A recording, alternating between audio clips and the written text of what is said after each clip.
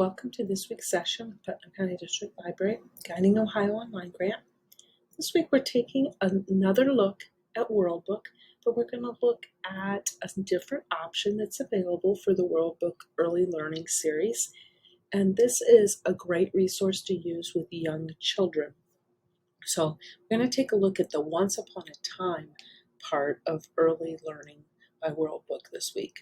So if you go to the Putnam County website, and then which is the mypcdl.org, and from there if you go under Youth Services to the online research, from here the easiest way to get to this is either through Students and Homework or encyclopedias. If you go to Students and Homework, what you will see is you are going to see that the alphabet comes across the top here. We're looking at World Book, so if I click on World Book, notice my options jump over to anything starting with the W, and I've got the World Book Early World of Learning.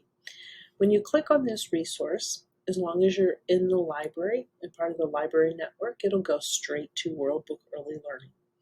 If you are not, if you remember from the previous sessions that we have talked about, you will need to use your library card at the next screen, and then once you do that, it's going to allow you to go to the World Book Early Learning site.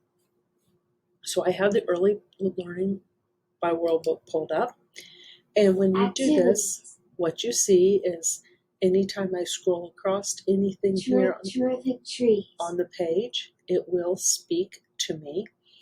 And what we are looking at is we're looking at some of the new and basic tools that are now in World Book Early Learning. Basics. We've looked at Fun with Words. We've looked at Count and Play. This week we're going to take a look at Once Upon a Time. Once Upon a Time. When I click on that, welcome to reading. Notice it's speaking to me constantly. And when I say go and click on it, Cinderella. What I have here are different fairy tales, nursery rhymes, and songs. So you can see by the icon Old MacDonald had the lion and the mouse. Whether it is a music, are you sleeping? Or if it the lion is and the mouse. Text. So if I click here Are on you Are You Sleeping? Are you sleeping? Notice I have my words over here. Now it does not speak to me as I scroll down through these words like it does with other things. But when I click on the little icon for the sound, are you sleeping? Are you sleeping, brother? I'll get the song and it'll play through the song for me. If I use the arrows here, it's going to take me to the next page if there is a page available, which in this case, it's all visible right here on this page 1. Notice it said page 1 of 1.